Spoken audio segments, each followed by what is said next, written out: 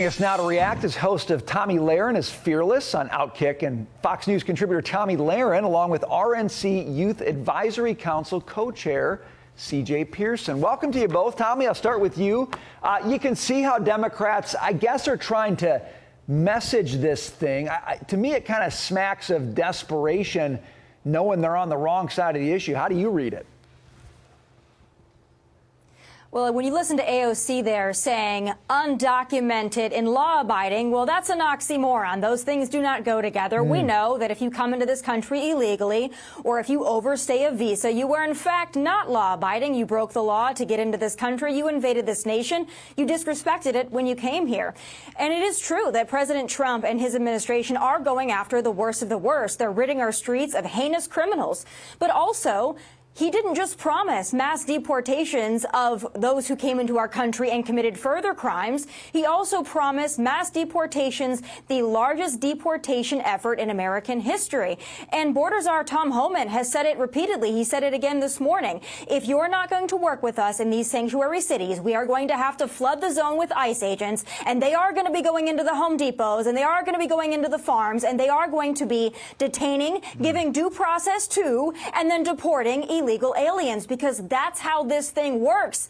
Apparently, Governor Gavin Newsom, Mayor Karen Bass, they haven't caught on to that reality yet. But calling it unconstitutional just shows their limited understanding of the Constitution.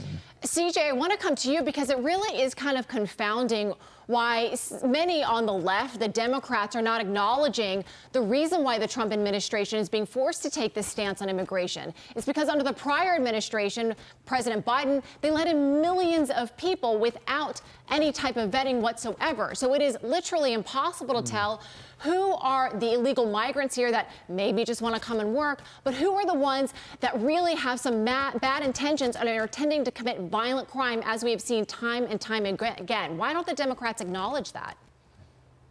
No, Lita, you're exactly right. And this is a crisis of Joe Biden's making. Under his presidency, we had no border. Under President Trump, we have a secure border. And honestly, I don't know if Mayor Bass and Hunter Biden have the same dealer, but I'm questioning both of their mental acuity when it comes to their comments here. President Trump is doing exactly what he pledged he would do, to secure our border and to send these illegals back to where they came. The American people gave him a mandate to do it. He's doing just that. On November 5th, the American people were unequivocal that America needed to have borders again, and President Trump is making that happen.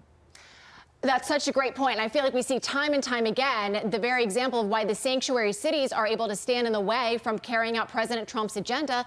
Brian, you're well aware, today we're hearing about the DHS officer who was shot in the face by an illegal migrant who had been apprehended multiple times here in New York City, a sanctuary city, illustrating the issue yet again. But stand by for this, because we want to get to this next topic. There's a lot to unpack here from Hunter Biden's interview. We played a little bit of it just a moment ago. But today marks 1 year since his dad, President Biden, dropped out of the presidential race. And apparently Hunter decided now is the best time to go scorched earth on fellow Democrats over it, starting with George Clooney. You, what do you have to do with anything? Why do I have to listen to you? What right do you have to step on a man who's given 52 years of his life to the service of this country and decide that you, George Clooney, are going to take out basically a full-page ad in the New York Times to undermine the president? Now, you're just getting warmed up there. James Carville and David Axelrod got caught in the crossfire, too.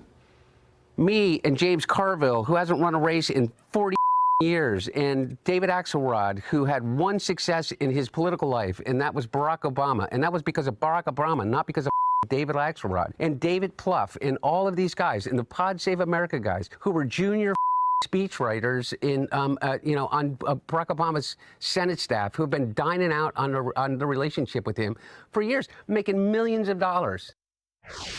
And just when you thought he was done, Hunter tops it off by taking on Jake Tapper.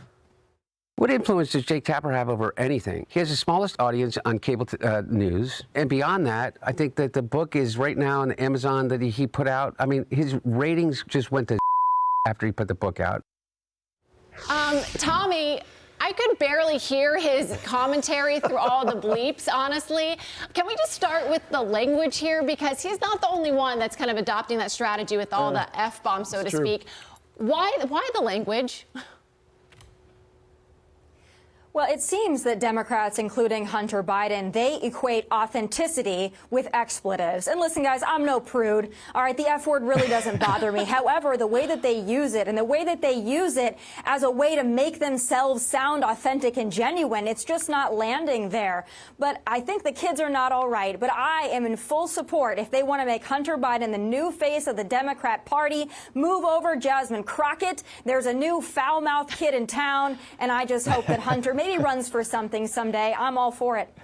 CJ, parse through this a little bit for us. Was there anything that Hunter said that substantively, was sort of a good point, or was he just kind of, vomiting and throwing some F-bombs in there to make it sound edgy? Well, it's hard to parse through when all of it, were F-bombs, right? This is a guy who is completely off his rocker, but it's good to see that the girls are fighting over there on the Democrat side. Oftentimes you hear this narrative perpetuated by the media that there's a MAGA civil war every other day. No, it's the Democrats that are divided. It's the Democrats who aren't staying together. And I completely agree with Tommy. If they want to make Hunter Biden the face of their party, God bless them for it. Make him the nominee, and J.D. Vance will wipe the floor with him.